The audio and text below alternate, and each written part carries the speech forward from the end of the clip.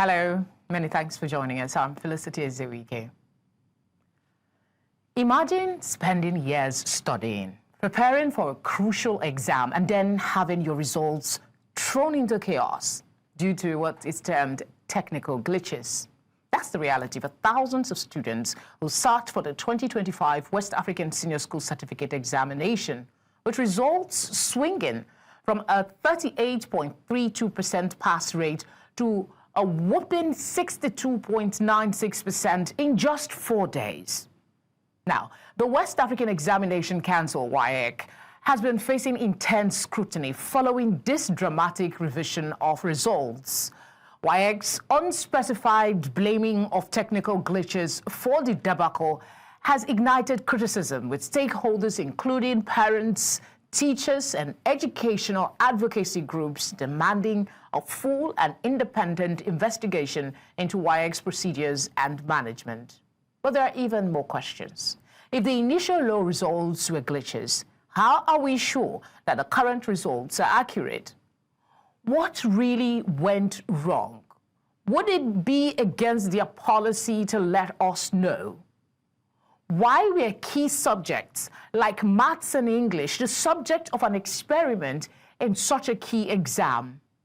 Were students unfairly penalized or unjustly awarded higher grades with these new marks? Well, for some perspective and help trying to wrap our head around this, we have two education experts joining us. But for now, we have Professor Yomi Fawemi, who is a practitioner and researcher, human resources and change management. Thank you very much for obliging us.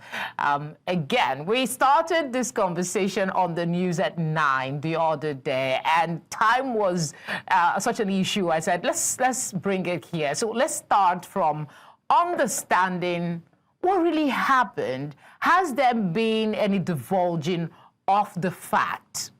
They are in a credibility crisis at the moment, aren't they? Okay, thanks for having me again to talk about these issues. Indeed, you make a very valid point about credibility crisis, but I'm not really sure whether it's a credibility crisis they're dealing with, because in my own opinion, I think that JAM, I did not think that WAEC was not unaware of the results that we eventually had. Remember the fact that they made some changes that led to the problem they had. Remember, they saw the results, the 38.32% pass rate, which was the lowest in the last 10 years. They had an opportunity to review immediately, but they went ahead and released the results, and then came back to say, oh, when there was a glitch, and now the results got revised to 69.9, an increase of about 31.6%. So WAEC knew that nobody is going to be bothered about credibility, because they know nobody's going to sanction them, because they don't have a choice. They are practically monopolies. The only rivals they have is NECO. The NECO result will be out in the next couple of weeks or months. We don't know whether it's going to follow the same pattern. So there's really no incentive for WAEC to feel so sorry or to feel bad or to. They know nothing is going to happen. And you have heard the minister. But there are. The credibility is an issue. If the body that organizes examination for West African nations is embroiled in such a fiasco where we don't have any credible intelligence as to what really went down, what caused those glitches, and perhaps some kind of schooling for what happened, wouldn't that impact how they're viewed globally and in turn impact their relevance on the continent? I mean, let us remember that this is not a problem of WAEC that happened in all WAEC countries. It only happened in Nigeria. It's very important for us to remember that. So it's a of WAEC has a credibility problem in all the countries. This glitch, this problem happened in WAEC exam conducted in Nigeria. Let's also remember that on the same day they wrote English and maths and Agric, they were writing the same exams in Ghana, they were writing in Gambia, they were writing in other countries, and there were no glitches. So everybody knows this problem is situated in Nigeria. So when you say credibility of WAEC, you will be specific to credibility of WAEC exam conducted in Nigeria. And this is a very important point I tried to make the other time. There was a time in Nigeria when we could write professional exams of many international professional bodies in Nigeria. And you could just, I wrote my SHRM, my HR Professional Institute for the USA. I wrote it in Abuja. There was a time I did that. You just walk in, you register and that. But they realized that something was happening with the exams happening in Nigeria. And they started to realize that there were some challenges with examinations up in Nigeria. The following year after I wrote my exam, which I wrote in Abuja, Nigerians couldn't write the exams in Nigeria. They had to fly to Ghana. I know somebody who flew to Dubai to write the exam. ATD, the Training, the Development Association exam, there was a time they were not writing in Nigeria. So the problem is a Nigerian problem. And that's why I feel that it's something I expected the minister to realize and stand up as a Minister for Education in Nigeria to understand this is a Nigerian issue, not a WAEC issue. But the way the conversation went was like, it happened, let's move on to the next exam. Same thing that played out when JAM had his own problem. It has happened, let's move to the next exam. We move to WAEC. WAEC, they had the same problem. We don't know what is going to happen to NECO, because if the same script is being played, then perhaps NECO will have a similar problem. But it's ridiculous that in 1 year, two of the biggest exams we write in Nigeria, that has between 1.5 million candidates and 2 million candidates. In 1 year, both of them had problem with technical glitches. That doesn't look coincidental to me. That doesn't look like errors to me.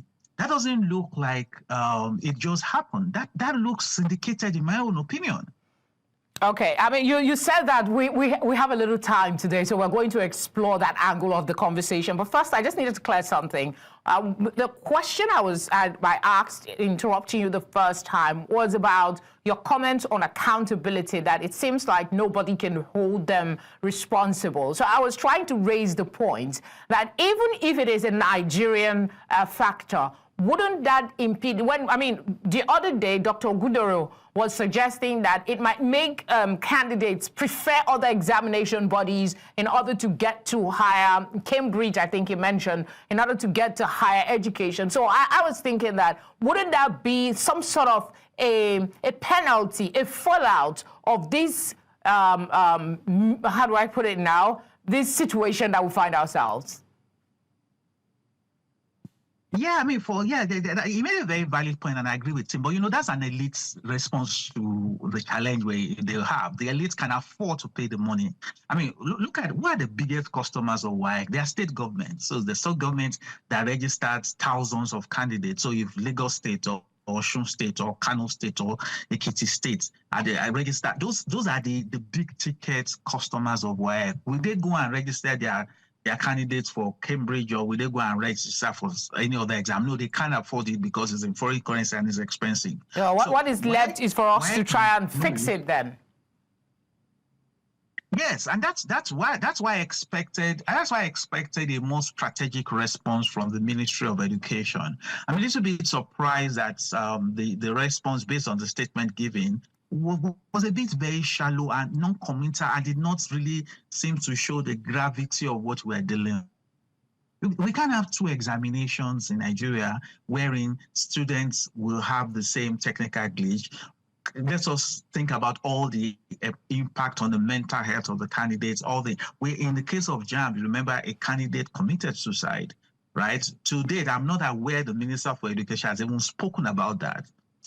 And then we have WAEC. We don't know what happened if any candidate committed suicide in WAEC. And if you remember, I mentioned this when we had that conversation, that if we continue like this, we're creating a set of students that will not have enough trust, that they will not have enough, they not believe in the fidelity of processes in Nigeria, because they have experienced it twice. Think about a child who is in SS3, who had the same problem in WAEC, who had the same problem in JAM.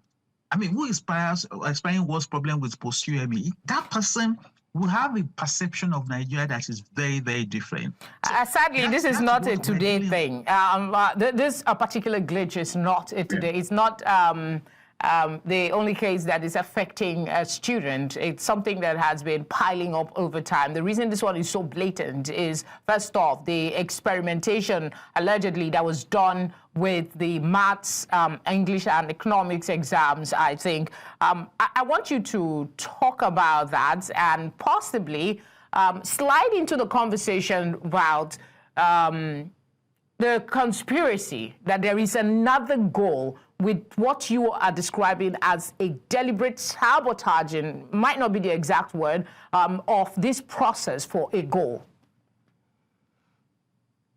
Okay, so if you allow me to situate it well, I mean, so that we do a systemic response to two exams. So there are different examinations you write. You have alternatives when you leave secondary school in Nigeria. The different exams you can write. You can write WAEC, you can write NECO, you can write NACTEP, you can write NIBIS, and then you can write JAM, pursue a UTME JAM. You have all those alternatives. JAM is unique because you need it to go to our institutions, while the others could be alternatives, WAEC, NECO, NAPTEP, NAIB, and all of that. But the way we have sequenced the exam in Nigeria is that the first exam we write is JAM. Typically, the first exam we write. So they wrote JAM, the result came out, it was about the worst result in 4 or 5 years. The JAM leadership saw this result was that they did not stop to say we will not release the result because it's so bad. They released the result as bad as it is. The Minister for Education came on here and said it was because JAM didn't allow students to cheat. That's why the result was poor. So the minister blames students. And then JAM, because you know what happened, the JAM registrar cried and all of those things and said he was sorry. And then they forced the student to write the exam. And the results of those that wrote the second time was better than those that wrote the first time. That was what happened in JAM. So you will expect that if that happened in JAM, then all hands will be on deck that the next exam is WAEC. We must not allow the same thing to happen in WAEC. In the case of WAEC, it was worse. Now, there was a logistical challenge when they were writing English language. Remember, that was when they were writing late in the night. So there's that dimension. So you will expect that anybody who understands measurements will look out for the result of English. Because if you know when you are conducting exams, students were put under a lot of stress while writing English language, then when the result is that one of the things you want to check, I mean, as somebody who studied education, I'm not only a teacher, I studied education. One of the things you know is that if there is a stressful exam, you want to quickly check the result to know, oh, did the stress contribute to the result? WAEC went to check that result and saw that the result was worse than it had been in 10 years. WAEC did not stop. WAEC released the results. A couple of days after, WAEC came and said, we made a mistake, and then suddenly people got more marks in different subjects and all of that. The point I'm trying to make is that looks to me like a script. It doesn't look to me like accident. But to what end? Like to what end, quickly? Because I understand we have Dr. Ogudoro as well. To what end is this script, in your view? I can't say I know the end, but one thing I also know is that there's a likelihood that perhaps a beneficiary from this may be attempts to argue that private sector investment should come into that examination system to take over that responsibility. Because like you had earlier said, the question of credibility has now become the case in the two exams. And therefore, some people may feel this is an opportunity for us to start to sell the idea of some private investment to come into this examination body and start to conduct exams like it's done in the US. Now, I am not saying that is good or bad, but what I'm just saying is that if that is the intention or one of the unintended consequences of what is happening, we do not need to destroy the credibility of our existing institution to make a case for private investment. All right. I think you've been able to speak extensively on that because that was one point we didn't quite agree on the other night. But you've been able to make your point, and I see some sense in what you're saying, even though some people will still argue the point. Let's welcome Dr. Peter Ogudoro. He is an educationist as well. He is the founder of Nigerian Teachers Community and a researcher. Thank you very much for being here. So we're continuing our conversation, and I want to bring you in on the part where Professor Fawemi talked about, accountability. One of the things he said was, WAEC may not really seem to be held accountable because they are like, they have some sort of monopoly with the examination. They are a body that's been conducting this exam for a while. So I want to ask your view on that. I'll raise the point that if people are beginning to be concerned, you also mentioned in our last conversation that people might begin to choose other examination bodies to get to the university. So I want to hear your thoughts on accountability and some sort of, repercussion, fallout from this exam results fiasco. Yeah, we must underscore the fact that indeed WAEC has been operating at this level as a monopoly for many decades. But as we speak, NECO is also in that space. And to the best of my knowledge, NECO result is also acceptable to most universities outside of the shores of Nigeria for purposes of accepting Nigerians into undergraduate programs abroad. I'm also aware that aside from WAEC and NECO, many Nigerians whose parents have the means to get them to write, those kinds of exams. So are also able to sit for SAT, sit for IGCSE, which is coming from the United Kingdom. And many even write exams that are coming from other clients. And so there are alternatives now. In some situations, really, you probably may not even need WASSCE coming from either NECO or WAEC or JAM to be able to access universities abroad. So long as you have successfully gone through high school, done JS1 to SS3, and you can produce a transcript that proves that indeed you have gone through that kind of level of instruction, and you have education and foundation that will enable you to benefit from college education abroad. Many universities abroad will let you come, especially if you're able to add SAT result to it, or you're able to add TOEFL, which is proof of your competence in the use of English. The alternative to TOEFL is IELTS, which the British Council conducts. So there are alternatives now. The world is truly a global village, so we should not continue to deceive ourselves into thinking that if we continue to do what we're doing and behave like, as people will say, the ostrich will bury our heads in the sand and think that the world is standing still and waiting for us. No, the world is not standing still and waiting for us. We are likely to be progressing towards a point where Nigerians are going to start saying no to both WAEC and NECO. And I tell you, we are not doing well in terms of the way we are running most of our examination bodies, whether it's JAMB or NECO or JAM or WAEC. Yeah. All right. I do have another question I want you to specifically speak on before I go to Professor Fawami, but that will be taking us back and forth. So I'll go to the Prof and just ask about something you talked about, the minister's response. What would have been a more credible, more sincere response to this crisis in your view? Again, it's good for us to also situate it. The minister had set up a committee to look at all those examination bodies and all the examinations that we do at I'm sorry to sound sarcastic, but committees are one a dozen. No, so think about this. The JAM registrar was the chairperson of that committee. Okay. The first person whose exam got bungled was the JAM registrar. And I felt that the minister should have used the opportunity to remove him from that committee, because you are the one leading an effort to make our exams become more effective, and your examination had problems. So you yourself needed help.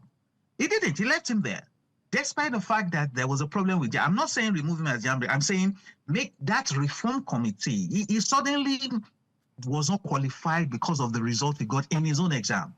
But the minister left him. The minister did not openly, I use the words, mention any consequence for that behavior and all of that. Now, so he submitted the result, and then we have WAEC almost having similar exam. What I would have expected is some sense of, one, humility to apologize. I would have expected, so the JAM registrar apologized, which was great. The WAEC CEO apologized, which was great. I expected the Minister for Education, as the Minister for Education to apologize to the students when it happened the second time in 2 parastatals under his ministry. I expected another apology, a very sincere and humble apology in that statement. Number 2, I also expected an accountability framework that he was going to announce with that statement. To say, I haven't seen that we have this problem twice. We need help. We have therefore decided to create a stakeholder, whatever, to ensure that this also some sense of this wouldn't happen again. And finally, I expect some clear instruction around consequences. It has happened in JAM. It has happened in WAEC. There should be a direct statement to the next exam, and the exam we're calling that's NECO. And this would not be acceptable in NECO. I expected that to happen because when you make those kind of statements as a leader, people then sit up. People then understand. And finally, maybe that's where I should have started from, is an agreement or an acceptance that there should be a systemic review. What this shows me is that that committee is set up to improve our exam, which unfortunately is led by the JAM registrar, the results as proved as if they didn't need that committee, because the 2 exams had problems. So I think we should have also said, okay, we're going to do some reviews, these technical glitches, what is causing it, where is it consistent, the release of the exam. Why is it that we will see a result that is the worst in 10 years, that's the worst in 4 years, and we will not do a due diligence before we release it? Why do we release it before we realize the problem? So some system-wide diagnostic of the 2 processes by JAM and WAEC this year, and some open acceptance of we will release the results to the members of the public by so date. That will help. Maybe also to demand, and I still want to make this call, and I hope the media can help amplify it. One of the very beautiful things about WAEC is that every year WAEC releases what is called a Chief Examiner's Results Report. That Chief Examiner's Report is the report of everything that happened during the exam, and is a wonderful resource to know what really happened. I like to call upon the minister and call upon the media to prevail on WAEC to release the Chief Examiner's results of this 2025 and make it available to the public on social media. All right. I'm trying to figure out how to put this question so it will be one and not multiple. This one is the introduction. There were new innovations with the paper serialization. These are examination malpractice efforts. And one of the reasons for changing the examination protocols is this, to reduce examination malpractice. Now, as much as we would like to say that is not as prevalent as it used to be, it does exist, and it is a continuous source of worry. So it takes us back to the students who participate in this examination. We're talking about the organization, quite all right, but what can be done to reduce this need to engage in examination malpractice? And is that perhaps a failing in our foundation that even parents don't see anything wrong in examination malpractice? Because if everybody goes and writes their exam the way they should, perhaps we wouldn't be needing all this tinkering with the process to improve credibility. Dr. Ogudoro. Okay, yeah, interesting question there. We must acknowledge that the problem of examination malpractice in our country is here with us, and it's not going to disappear anytime soon, because the people who are trying to deal with it don't seem to understand the root of the matter.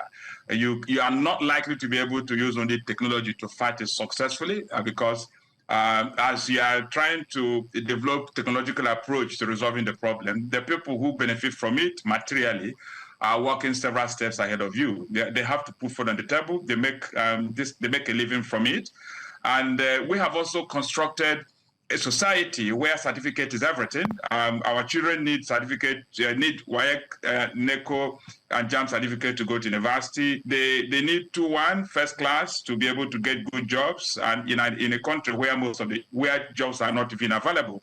And we run a society where the winner takes all. And the people who don't seem to have done well in exams, are maligned, are treated as people who are stupid, who don't know what they're doing. So in an environment where certificate is placed above skill, above knowledge, above competence, you are going to continue to have the kind of situation you have now. And we have got to a point where we have placed a lot of weight on WASSCE result, where we no longer depend on only JAM UTME result to be able to get into the university, or maybe adding JAM result to UTME. Universities now place weight on the quality of your grade. So if you make all A's, you are better off than the person who makes B's and probably even scores higher than you in JAM UTME. So these are the things that are driving examination malpractice, and parents are living in a society where annually, not more than about 50% of the young people who are trying to get into university do eventually get access, especially into the courses they truly want to study. And so in an environment where children, in the absence of proper and professional career management services, are living with the belief that if they don't cheat, they won't get into the university. If they don't cheat, they won't secure the good type of result they need to be able to take the next step in their career. These kinds of problems will remain, because in spite of all the manipulations in terms of trying to tinker with the system and see if we can move forward to eradicate the examination malpractice, we still recorded close to 10% in terms of the number of candidates who indulge in examination malpractice in last, JAM, in the last WAEC exam, which is very unfortunate for us. So the point I'm putting on record is that we need to consult experts in these matters. Professor Falumi's body language is suggesting to me that we should be running a country where we place, round pegs in round holes, rather than, populating important places with people who don't fit the bill in terms of knowledge and relevant skills. And I think that point needs to be understood by the minister. We need to hire people and put them in appropriate positions, giving due recognition to the kind of skills, relevant experiences, and of course, knowledge that they possess. But at the moment, it doesn't look like that is where we are. So we are just, doing things that come across as reasonable, but they are not informed by knowledge. And that's very unfortunate for us. That's curious, doing things that are reasonable but are not informed by knowledge. That's quite a line to pick. But Prof, can we really move forward? Can we reduce? I know to say eradicating it is living in an El Dorado, which we don't live in. But can we reduce examination, the need for examination malpractice to the barest minimum? Does it have to do with our curriculum or our emphasis on certification, like Dr. Ogudoro has said, or there is a deeper level to it? Yeah, thanks. That's a great question, and I totally agree with everything Dr. Ogudoro has said. One of the very interesting things, I remember when the minister started to talk a lot about exam malpractices, that I said the minister is a medical doctor, and doctors know how to diagnose disease. So part of one of the things doctors do is when there's a disease, they either diagnose and treat the symptoms, or they treat the disease. So for example, if you have cough, a doctor that wants to sell cough mixture will tell you take cough mixture, but cough is not the disease. Cough is an indication of a disease. Pain is not a disease. Pain is an indication of a disease. So exam malpractice is not the disease. It's an indication of a disease. And I was saying that a good doctor who is the minister should be able to use that clinical diagnosis methodology to understand what exactly is the disease. One of the biggest problems we have, and our ministers for education have always shown this weakness, is the fact that they do not know that the educational system is supposed to teach people subjects and values. So somebody should teach me maths and teach me the value of not cheating in maths. It's the responsibility of the educational system. So you will see the way it plays out in their mind is that the schools are supposed to teach you maths. JAM and WAEC are supposed to prevent you from cheating. No, the educational system should teach me maths and teach me how not to cheat. And there is one thing that's been found in research that determines whether people will cheat in an exam. And that's why I said this, that's why Dr. Ogudoro said these things are not, the solution is not even in technology. The solution is in teaching. the most important factor that will determine how well, I'm going to use a subject many Nigerians fear and feel, mathematics. The most significant determinant of whether a child will understand math or will cheat an exam is what is called self-efficacy. Self-efficacy is a belief that you can succeed in a problem-solving situation. And it is the teacher that will help you to have self-efficacy. So I'm teaching somebody Pythagoras theorem, I'm teaching somebody BODMAS. I can teach that person BODMAS, but make him afraid of how to apply BODMAS. But I can teach the person and give the person confidence that when you see this kind of problem, just apply BODMAS and you get it right. When that person gets to an exam, he's not going to cheat because I have given him the self-efficacy that makes him believe this problem can be solved by BODMAS. I know BODMAS, I can solve it. But what we have done is that we think that it is JAM. It's already too late when you are expecting JAM or WAEC to stop examination practice. The guy cheated in year 1, he cheated in year 2, year 4, year 5, year 6. You now tell him his WAEC that will catch him. He has already developed a culture. He has already developed a system. He has already developed coping strategies. He has already learned responses that makes him to cheat. Cheating is a learned response. All right. So I would love to listen to you talk all day because education is my roots. Where I mean, that's before I even came to broadcasting. So everything education is something that I hold dear. As we were talking, I was thinking about the International Day of Failure. We've so glamorized winning at all costs that the fear of even attempting something for fear of failing is now so pervasive that people will want to win by all means necessary, which is quite unfortunate. Dr. Ogudoro, let me come back to you and just ask. I'm asked to wind down now. Like it or not, maybe not the whole of West Africa, but Nigeria WAEC body needs to do a lot. How can they, what actions can they take to reestablish public trust in the credibility of the examinations that they conduct? And how can they address these technical glitches in a way that the public will say, okay, this is a one-off? No, I think that it is important that we get all the stakeholders on board. As we speak, most of the time when you hear they're setting up committees, and that they are bringing stakeholders together, the people they believe to be stakeholders are just the cronies of politicians. They are not the real stakeholders. They don't talk to students, for example, who are at the center of this whole imbroglio. So if you talk to students, for example, they'll be in a position to tell you exactly why they cheat, just as Professor Fabi has rightly identified. And I'm a researcher in the industry globally, and I'm aware that if you are going to solve a problem and you go to the moon and you bring a solution from there, you want to impose it to people on the face of the earth, you are going to make a very big mistake. So let's learn to talk to students, bring out a better lens, and where pick up better research instruments so that we can talk to parents.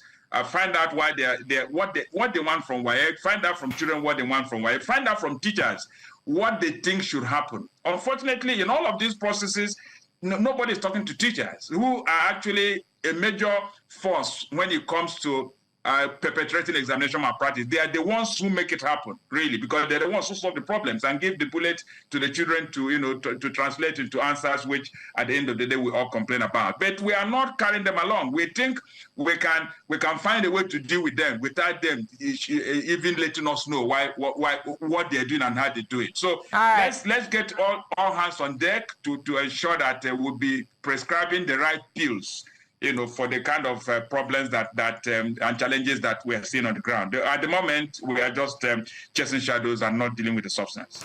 I think, Professor Ofawemi, you've spoken a bit on the what WAEC should do, but in 30 seconds, in summary, if you can, the way forward to improve credibility for Nigeria, at least. Oh, thank you. Great question. I mean, there's a Yoruba proverb that when an adult falls down, he looks behind. When a child falls down, he looks ahead. So why does the adult look behind? It's because he wants to learn. and improve. I believe one of the things we need to do is to look back. What can we learn from this exercise? And be humble enough to release what's the findings of what we learned. Very sincere, rigorous, brutal analysis of what went wrong, and then what we will learn. And then we'll use that to build for the future. Gentlemen, always a pleasure to chat with you. Thank you for being here. Pleasure. We'll go on a short break, and when we come back, we'll be talking about something that is happening in Kenya and NATO, for that matter. Stay with us.